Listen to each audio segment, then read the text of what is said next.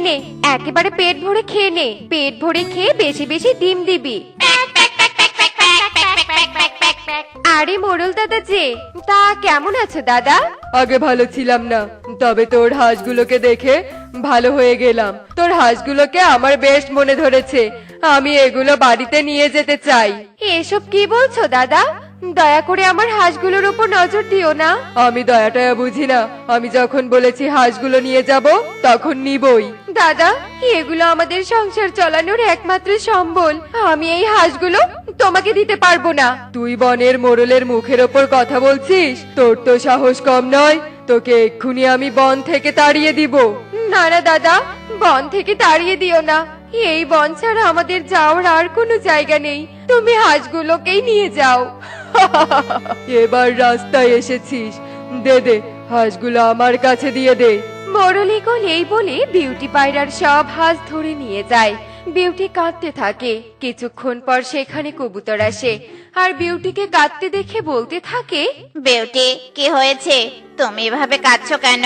কবুতর, আমাদের হাঁসগুলো ওই অত্যাচারী লোভী ইগল কেড়ে নিয়ে গেছে। কি বলছো কি এসব? হায় হায়, এত যত্নে রেখেও হাঁসগুলোকে ওই লোভীর থেকে রক্ষা করতে পারলাম না। হে বিধাতা, তুমি ওই লোভীকে কঠোর শাস্তি দিও। এই 10,000, এই 15,000, এই 20,000 কবুতরের হাঁসগুলো বিক্রি করে বেশ লাভ করেছি। এভাবে বনের পাখিদের কাছ থেকে টাকা পয়সা, গরু ছাগল, হাঁস মুরগি সব ছিনিয়ে নিব আর কোটিপতি হয়ে যাব। যাই যাই, বনের উত্তরের দিকে গিয়ে দেখি কিছু পাই কিনা। টোনা, অনেক বেলা হয়েছে, গাভীকে একটু মাঠে বেঁধে দিয়ে এসো তো, ওর ক্ষুধা পেয়েছে মনে হয়। আচ্ছা ঠিক আছে টনি, যাচ্ছি। এই বলে টোনা যেই না গাভীকে নিয়ে মাঠের দিকে যেতে ধরে, ঠিক তখনই সেখানে ঈগল চলে আসে।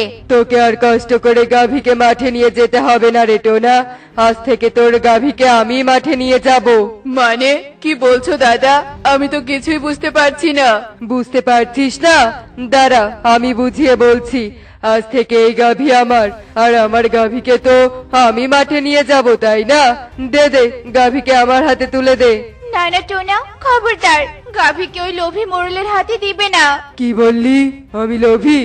এত বড় সাহস! তোরা আমাকে রাগিয়ে দিয়েছিস না? এবার দেখ আমি সব লন্ডভন্ড করে দিব। এই বলে ঈগল রেগে মেগে টোনাদের ঘরে প্রবেশ করে আর ঘরে থাকা সমস্ত জিনিস ছোড়াছুড়ি করতে থাকে। মোড়ল দাদা, এসব কি বলছো? শান্ত হও দাদা, সব ভেঙে যাচ্ছে তো, শান্ত হও। টুনি ভুল বলেছে, ভেঙো না দাদা, ওসব ভেঙো না। মোড়ল দাদা, তোমার পায়ে পড়ি, এমনটা করো না। ওসব ভাঙলে যে আমরা আর কিনতে পারবো না, আমরা যে গরিব। ঈগল টোনাটুনির কোনো কথা না শুনে পুরো ঘর লন্ডভন্ড করে গাভীকে নিয়ে চলে যেতে যেতে বলতে থাকে, পরের বার যা চাইবো বিনা বাধায় তাই দিয়ে দিবি, নয়তো আমাকে রাগালে কিন্তু সোজা বন থেকে তাড়িয়ে দিব। এটা মনে রাখিস। এই গাভী, চল। নিয়ে যেও না দাদা, আমার গাভীকে নিয়ে যেও না। ওর দুধ বিক্রি করে আমরা জীবিকা নির্বাহ করি, ওর অভাবে যে আমরা অনাহারে মরবো।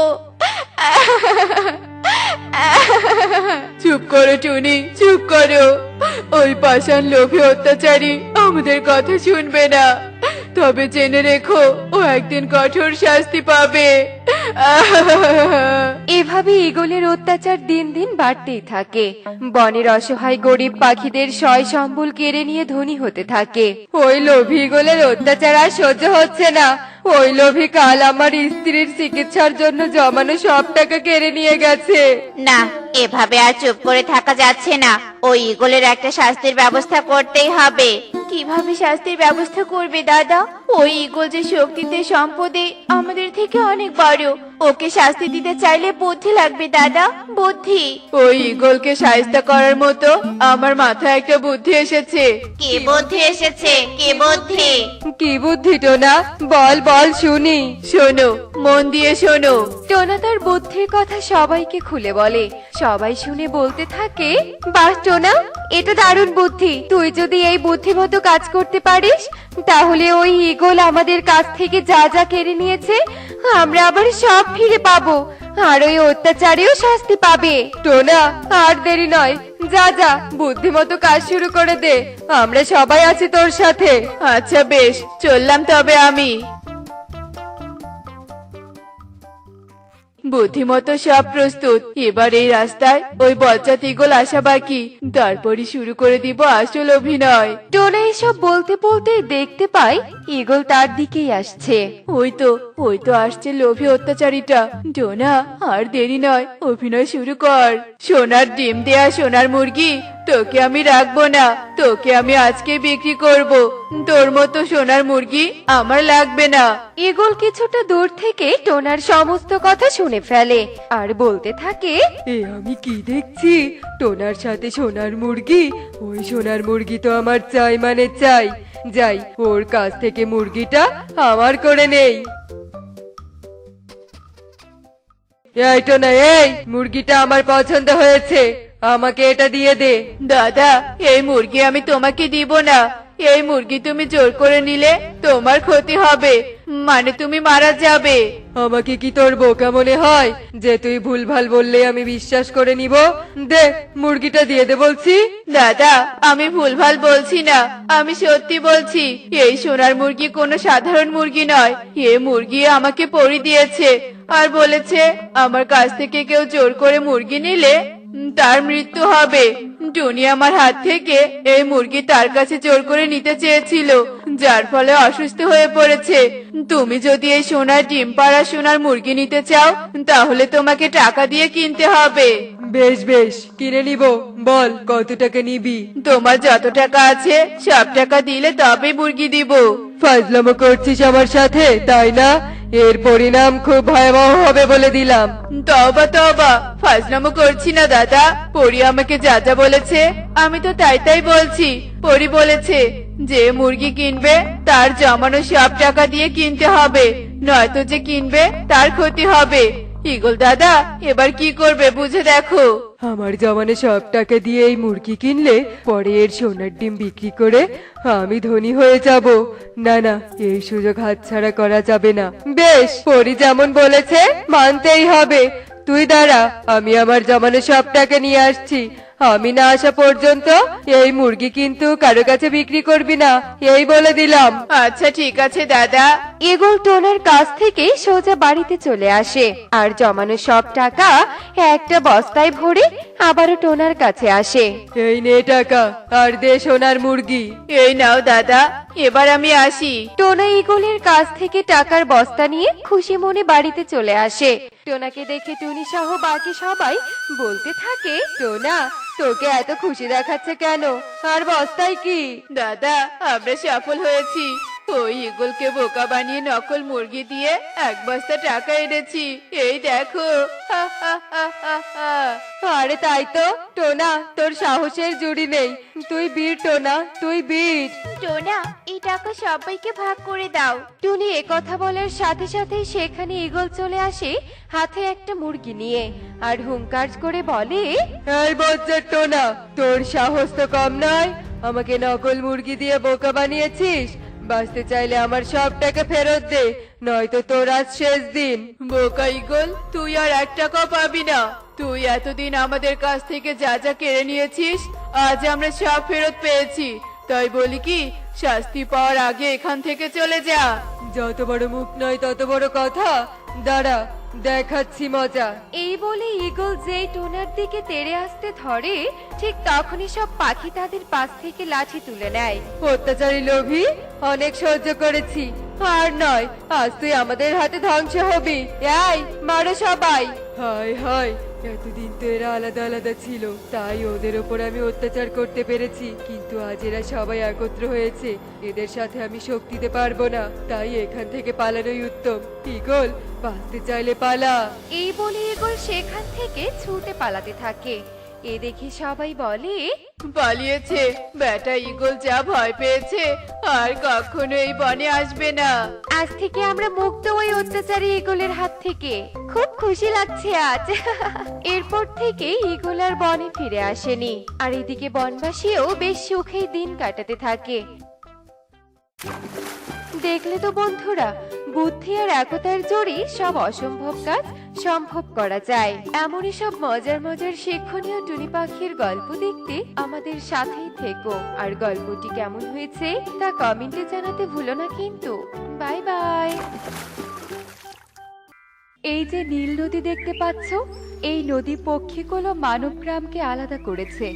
নদীর ডান পাশে পক্ষীকুল আর বাম পাশে ছিল মানব গ্রাম মহিরপুর। তবে আশ্চর্য ব্যাপার এই যে মহিরপুর গ্রামে জনমানবের চিহ্নটুকু ছিল না। এক সূত্রে জানা যায়, এক ডাইনির কারণে নাকি পুরো গ্রামের মানুষজন গ্রাম ছেড়ে অন্য কোথাও চলে গেছে। দিদি দেখ দেখ, আমার ঘুড়িটা কত সুন্দর ভাবে উঠছে, আমার তো দেখেও ভালো লাগছে। হ্যাঁ রে ভাই, ঘুড়িটা অনেক ভালো উঠছে। আমি বরং লাটাইটা থেকে সুতোটা আরো একটু ছাইরি। দুই ভাই বোন আনন্দের সাথে ঘুড়ি উড়াচ্ছিল, আর এমন সময় হঠাৎ এক দমকা হাওয়া আসার কারণে রকির ঘুড়ির সুতো ছিঁড়ে যায়, আর ঘুড়িটি মানব গ্রামের তাল গাছে গিয়ে আটকে যায়। দিদি, আমার ঘুড়িটা তো তাল গাছে আটকে গেল। দিদি, ওটা তো আমার সব থেকে পছন্দের ঘুড়ি। চল তাল গাছ থেকে ঘুড়িটা পেরে নিয়ে আসি। তুই কি পাগল হয়ে গেছিস নাকি? হ্যাঁ, তুই জানিস না মানব গ্রামের ওই তাল গাছে এক ডাইনি থাকে? ওই ডাইনির কারণে নাকি পুরো গ্রাম মানব শূন্য হয়েছে। তবে আমার ঘুড়ি, দিদি ওই ঘুড়িটা আমার বন্ধু। জীবন বাঁচাতে চাইলে তোকে ওই ঘুড়ির আশা ছেড়ে দিতে হবে। চল বাড়ি চল, আর একদম ওই ঘুড়ি ফিরিয়ে আনার চিন্তাও করিস না। এরপর টুকি জোর করে রকিকে নিয়ে যেতে থাকে, আর একটু দূরে যেতেই রকি কিছু একটার সাথে হোঁচট খেয়ে পড়ে যায়। ওরে বাবা রে, দিদি দেখ তো ওটা কি, আমি এটার সাথেই হোঁচট খেয়ে পড়ে গেছি। দেখি তো মনে হচ্ছে এটা কোনো বাক্সের কোনো বের হয়ে আছে। মাঝে খুঁড়ে দেখতে হবে। আরে, এটা তো একটা বাক্স। এই বাক্সটা এদিকে আবার কে পুঁতে রেখেছে? এদিকে তো তেমন কেউ আসেই না। তোর সবকিছুতেই গোয়েন্দাগিরি না করলে হয় না। হ্যাঁ, এত কথা না বলে বাক্সটা খুলে দেখ, বাক্সতে কি আছে। এরপর টুকি বাক্সটা খুলতেই অবাক হয়ে যায়, কারণ বাক্সে সোনা দানা দামি দামি জিনিসের পরিবর্তে সেখানে একটি বই রাখা ছিল, যার উপরে লেখা ছিল উপকারী বই। উপকারী বই? কি অদ্ভুত বইটার নাম। বইটা খুলে দেখি তো। তোকে আর মাঝপথে বই খুলে পড়তে হবে না, আমার ঘুড়ির চোখে কান্না পাচ্ছে, আর এখন তুই বই পড়বি? চল বাড়িতে চল। দুই ভাই বোন এরপর বাড়ি চলে আসে। এদিকে রকি তার ঘুড়ির কথা ভেবে ঘরে মন খারাপ করে বসেছিল, আর অন্যদিকে টুকি বইটাকে ভালো করে দেখছিল। বইটা খুলে একটু পড়ি। বইয়ে এসব কিসের ছবি দেয়া? দেখে তো মনে হচ্ছে সাতটা নদীর ছবি। আরে, এখানে কি লেখা? ডাইনির রাতটা কি ধ্বংস? তোকে এখন বই পড়তে হবে না। এই দিদি, আমাকে ওই ঘুড়িটা এনে দে না রে। যাকে তোকে কতবার বলবো তুই ওই ঘড়ি আসা ছেড়ে দে। আমরা কাল আবার নতুন একটা ঘড়ি বানাবো। না, ওই ঘুড়ি আমার বন্ধু, আমার ওই ঘুড়িটাই চাই। এই বলে রকি রাগ করে তার ঘরে চলে যায়। ভাইকে একটু চোখে চোখে রাখতে হবে, নয়তো আবার ঘুরে আনতে চলে যাবে। গভীর রাত হতেই সবাই যখন গভীর নিদ্রায় আচ্ছন্ন, তখন রকি তার ঘুড়ির জন্য চুপি চুপি তার ঘর থেকে বের হয়ে আসে। চারপাশ নিস্তব্ধতার অন্ধকারে ছেয়ে গেছে, মাঝে মাঝে শোনা যাচ্ছে ঝিঝি পোকার ডাক। রকি ভয় না পেয়ে সামনের দিকে এগিয়ে যায়। ওই তো ওই তাল গাছ। এবারে নদী পেরিয়ে আমাকে ওই তাল গাছ থেকে ঘুড়িটা পেরে নিয়ে আসতে হবে। রকি নদী পেরিয়ে মানব গ্রামে প্রবেশ করে আর তাল গাছে উঠে তার শখের ঘুড়িটা পেরে নিয়ে নিচে নেমে আসে। আমার বন্ধু ঘুড়ি, তোকে পেয়ে আমি খুব খুশি। চল এবার বাড়িতে চল। রকি বাবা, কোথায় যাচ্ছিস? পেছনে দেখ, আমি তোর বন্ধু রকি। রকি কোনো কিছু না ভেবেই পেছনে ঘুরে দেখে, কিন্তু সে কাউকে দেখতে পায় না। কিন্তু যখন সে সামনে তাকায়, হঠাৎ তার চোখ দুটো লাল টকটকে হয়ে যায়। এদিকে টুকি ঘরে রকিকে দেখতে না পেয়ে তার মায়ের কাছে যায় আর তাকে ঘুড়ি হারানোর ব্যাপারটা খুলে বলে। এসব কি বলছিস? তবে কি রকি ঘুড়ি আনতে মানবগ্রামে গিয়েছে? আমার তো তাই মনে হচ্ছে মা। আমাদের এক্ষুনি রকিকে খুঁজতে যাওয়া উচিত। এরপর টুকি আর টুনি রকিকে খুঁজতে বের হয়ে যায়, কিন্তু মাঝপথেই তারা রকিকে খুঁজে পায়। এরপর তারা রকিকে বাড়িতে নিয়ে আসে। কি রে, তোর হলোটা কি? পথে তোকে কত কিছু জিজ্ঞাসা করলাম, আর তুই তো আমার একটা কথার উত্তর দিলি না। আমার খুব খিদে পেয়েছে, আমাকে কিছু খেতে দে। ঘরে কি খাওয়ার মতো কিছু নেই নাকি? টুকি, রকিকে কিছু খেতে দে। মনে হয় ওর খুব খিদে পেয়েছে, তাই চুপচাপ আছে। এরপর টুকি রকিকে খাবার এনে দেয় আর রকি তা পাগলের মতো খেতে শুরু করে। দেখে মনে হচ্ছে যেন সে কত মাস ধরে না খেয়ে আছে। মা, যে ভাই খেতেই চায় না সেইভাবে খাচ্ছে। আমার তো ব্যাপারটা একদমই ভালো লাগছে না। আহ টুকি, চুপ কর তো। ছেলে আমার খাবার খাচ্ছে, এ তো অন্য কিছু ভাবার কি আছে। তুই ঘুমিয়ে পড়। সেই রাতের পর থেকে রকির আচরণ একদম পাল্টে গিয়েছিল। সে টুকির সাথে খেলতো না, সারাক্ষণ খাবার খেত আর গভীর রাতে মাঝে মাঝে উধাও হয়ে যেত, আবার একা একাই ফিরে আসতো। আরে কালো মেশো, কাকুলি মাসি, তোমরা এত এত ব্যাগপত্র নিয়ে চললে কোথায়? আমাদের সব শেষ হয়ে গেছে রে টুকি। গত রাতে কোনো হিংস্র পশু এসে আমার ফার্মের সব মুরগি হাঁস খেয়ে ফেলেছে। দেনার দায়ে ঘর বাড়ি বেচে দিলাম, তাই এখন আর আমরা এ বনে থেকে কি করব? তাই তো শহরে যাচ্ছি, সেখানে কিছু একটা করে দুজনের বাকি দিনগুলো পার করতে হবে। ভালো থাকিস, তবে চলি রে। হিংস্র পশু এসে ফার্মের এতগুলো হাঁস মুরগি খেয়ে যাবে? একদিন আগেও তো সুখী মাসির মুরগিগুলো কোনো পশু খেয়ে গেছে। আজ আবার কালো মেশোর সাথে এমন হলো কেন জানি? আমার মনে হচ্ছে রকি সেদিন রাতে ফিরে আসার পর থেকে এমন হচ্ছে। ব্যাপারটা আমাকে নজরে রাখতে হবে।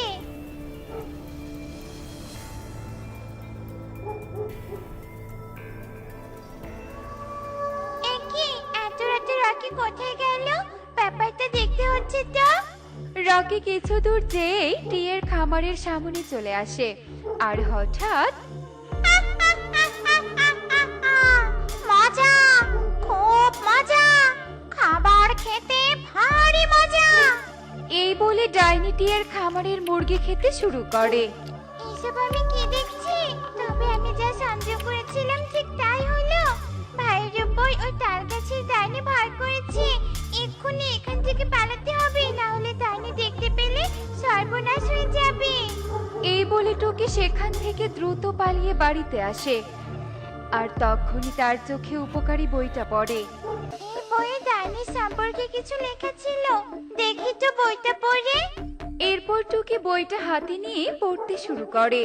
7 নদীর পানি একসাথে করে তার মধ্যে যদি গঙ্গা জল ছেটানো যায়, তবে যে কোনো ডাইনির আত্মা ধ্বংস হয়ে যায়। আরে, এই বইয়ে কিন্তু ডাইনিকে শেষ করার উপায় বলা হয়েছে, তবে আমাকে তাই করতে হবে। এরপর পরের দিন সকাল হতেই টুকি টুনিকে সবটা খুলে বলে। মা, তুমি রাকিকে চোখে চোখে দেখো, আমি 7 নদীর জল নিয়ে ফিরবো। ভাইকে বাঁচাতে আমাকে এটা পারতেই হবে। এরপর টুকি দ্রুত উড়ে সেখান থেকে চলে যায় আর অনেক পথ পেরিয়ে পরিশ্রম করে সে মাত্র 4টি নদীর পানি সংগ্রহ করতে পারে। আমি তো পুরো বন, পাশের বন, গ্রাম সব খুঁজে মাত্র 4টি নদী পেয়েছি।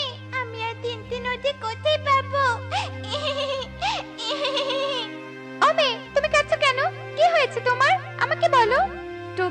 সব কথা প্রজাপতিকে খুলে বলে। তুমি চিন্তা করো না, আমি তোমাকে সাহায্য করতে পারবো। ওই যে দূরের ওই পাহাড় পার হলেই তুমি পরপর 3টি নদী পেয়ে যাবে।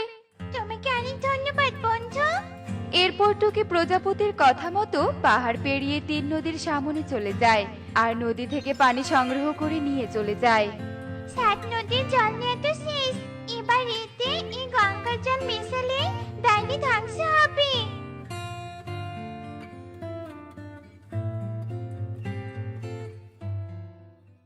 অনেক খেয়েছিস ডাইনি, এবার খেতে পারবি না আর। তোকে আমার ভাইয়ের শরীর থেকে এবার বের হতেই হবে। এই বলে টুকি তার হাতে থাকা জল রকির ওপর ছিটিয়ে দিতেই ডাইনি তার শরীর থেকে বের হয়ে আসে আর ছটফট করতে করতে ধ্বংস হয়ে যায় আর রকি ডাইনির হাত থেকে রক্ষা পায়।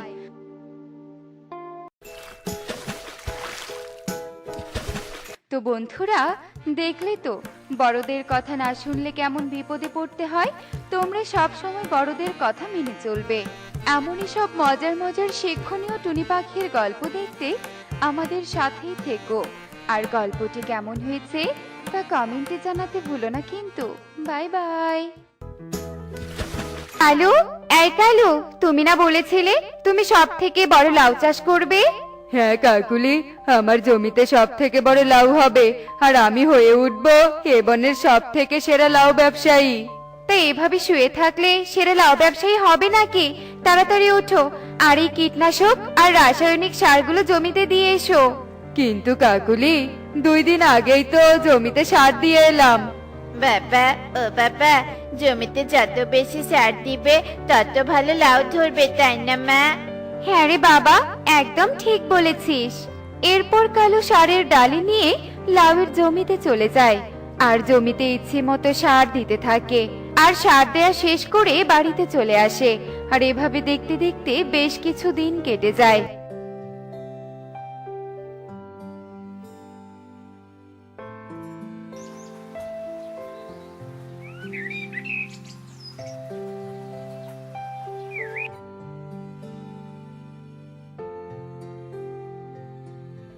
কি সর্বনাশ হয়ে গেল কালু।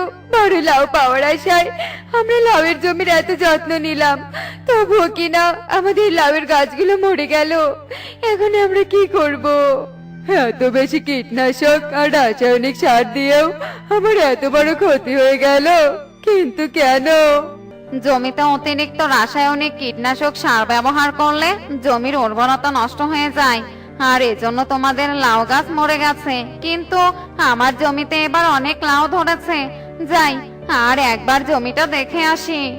এরপর বানর জমিতে চলে যায় আর কালু ও কাকুলি নিজেদের ভুল বুঝতে পেরে বাড়িতে চলে যায়। আর এভাবে দেখতে দেখতে রাত হয়ে যায়।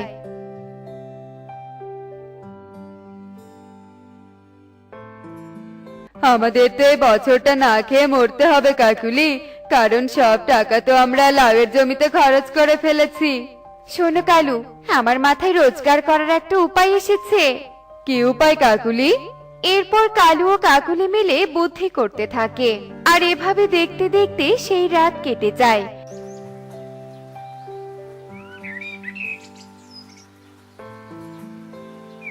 পরের দিন।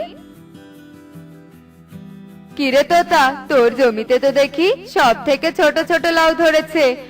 এত ছোট লাউ চাষ করে তুই এবারে সেরা লাউ ব্যবসায়ী হবি কি করে?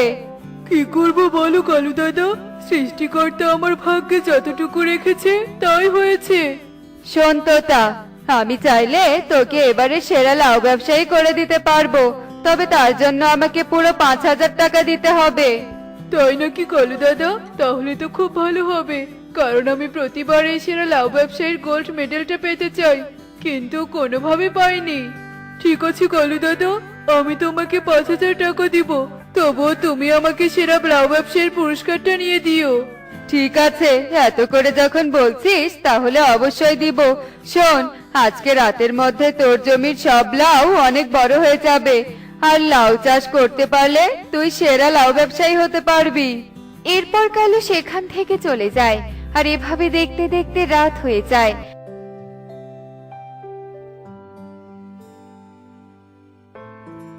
আর রাত হতেই কালু একটি ইনজেকশন নিয়ে তোতার লাউয়ের জমিতে চলে যায় আর সবগুলো লাউ ইঞ্জেকশন দিয়ে অনেক বড় লাউ বানিয়ে দেয়। আর এভাবে দেখতে দেখতে সেই রাত কেটে যায়।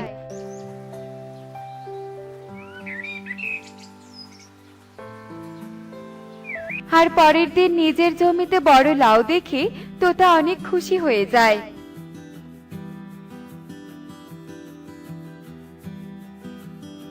এই নাও কালু দাদা, তোমার টাকা। এভাবে কালু একে একে বনের সবার কাছ থেকে টাকা নিয়ে তাদের জমির লাউগুলো ইঞ্জেকশন দিয়ে বড় করে দেয়। আর এভাবে দেখতে দেখতে বেশ কিছু দিন কেটে যায়। শুনুন শুনুন শুনুন, প্রতিবারের মতো এবারেও আমাদের বনে আসছে সেরা লাউ ব্যবসায়ী পুরস্কার বিতরণী অনুষ্ঠান। যারা যারা প্রতিযোগিতায় অংশগ্রহণ করবেন তারা সবাই নিজের জমি থেকে সব থেকে বড় লাউটা নিয়ে আসবেন আগামীকাল। হ্যাঁ দাদা ও মাসিরা, আগামীকাল চলে আসুন বটতলার অনুষ্ঠানে। শুনুন শুনুন শুনুন। এরপর দেখতে দেখতে সেই দিন কেটে যায়।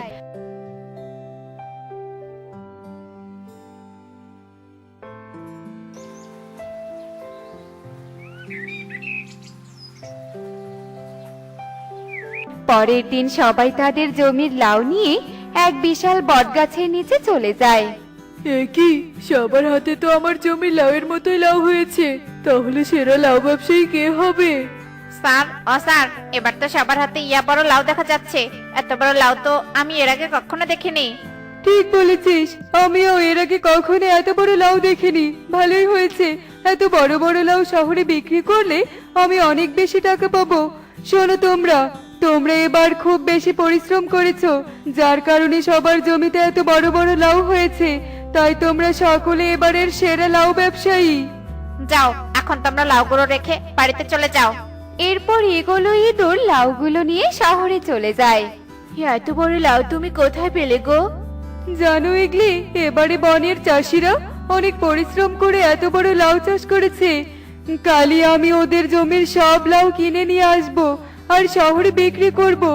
আর এর আগে তুমি এই লাউগুলো রান্না করো, এত বড় লাউ খেতেও নিশ্চয়ই অনেক সুস্বাদু হবে। এরপর ইগলি অনেক সুন্দর করে লাউ রান্না করে। আর ইগল সেই লাউ অনেক মজা করে খায়। আর কিছুক্ষণ পরে ইগল অনেক অসুস্থ হয়ে যায়। হে কি, হে আমি কি দেখছি? ঈগল স্যার তো এক বিষাক্ত ঔষধ পান করে ফেলেছে। এক্ষুনি ঈগল স্যারকে একটা 10,000 টাকার ইনজেকশন দিতে হবে, তা না হলে ঈগল স্যারকে বাঁচানো সম্ভব হবে না। তাড়াতাড়ি সেই ইঞ্জেকশনটা দে টনি, আর আমার ইগলকে তুই বাঁচা। এরপর টনি ইগলকে ইনজেকশন দিয়ে সুস্থ করে তোলে। আর কোনো ভয় নেই, ঈগল স্যার কিছুক্ষণের মধ্যেই পুরোপুরি সুস্থ হয়ে উঠবে। কিন্তু ঈগল স্যার এরকম বিষাক্ত ঔষধ পান করলো কিভাবে? আমার বোন বলছে বড় লাউটা খেয়ে ইগলের এমন অবস্থা হয়ে গিয়েছে। হে কি, এত বড় লাউ তো আমি এর আগে কখনো দেখিনি। এক্ষুনি এই বড় লাউটা পরীক্ষা করতে হবে। এরপর টনি লাউটা পরীক্ষা করে বলে, হে কি, এই লাউ তোমরা কোথায় পেয়েছো? এই লাউয়ে সেই বিষাক্ত ঔষধ প্রবেশ করানো হয়েছে, যার কারণে এই লাউটা এত বড় হয়ে গেছে। কি, ওই বনের চাষিদের এত বড় সাহস? ওরা কিনা টাকার লোভে এত বড় অন্যায় কাজ করেছে। আজ ওদের আমি উচিত শিক্ষা দেব। চল ইঁদুর, আমার সাথে চল। এরপর ইগল ও ইঁদুর বনে ফিরে যায়। কি স্যার, আপনি এখানে? লোভী কোথাকার, তোরা টাকার লোভে আমাকে ঠকিয়েছিস। দে বলছি, আমার দেয়া সোনার মেডেল ফিরিয়ে দে আমাকে। আর আমাকে ঠকিয়েছিস জন্য আমি তোদের থেকে 3 মাসের জন্য জমিতে ফসল ফলানো বন্ধ করে দিব। এসব আপনি কি বলছেন স্যার? আমরা আপনাকে কিভাবে ঠকালাম? ইগল তো তাকে সব কথা খুলে বলে আর সোনার মেডেল ফিরিয়ে নেয়। আর এভাবে একে একে সবার থেকে সোনার মেডেল ফিরিয়ে নিয়ে শহরে চলে যায়। এদিকে সবাই কালুর প্রতি অনেক ক্ষিপ্ত হয়ে যায়। কি, তোরা আমার বাড়িতে কেন এসেছিস? আমাদেরকে বোকা বানিয়ে আমাদের থেকে অনেকগুলো টাকা নিয়েছো। আর তোমার কথায় আমরা লোভে পড়ে গিয়েছিলাম। আর তোমার জন্য আমরা 3 মাসের জন্য নিজের জমিটুকু হারালাম। এই মার মার, যার কারণে আমাদের এত বড় ক্ষতি হলো তাকে তোরা মার। তো তার কথা শুনে কালু পালিয়ে যায়। আর সবাই কালুর পেছনে লাঠি নিয়ে ছুটতে থাকে। দেখলে তো বন্ধুরা, লোভে পড়ে অন্যকে ঠকালে নিজেকেও ঠকতে হয়। তাই আমাদের অন্যকে ঠকানো উচিত নয়।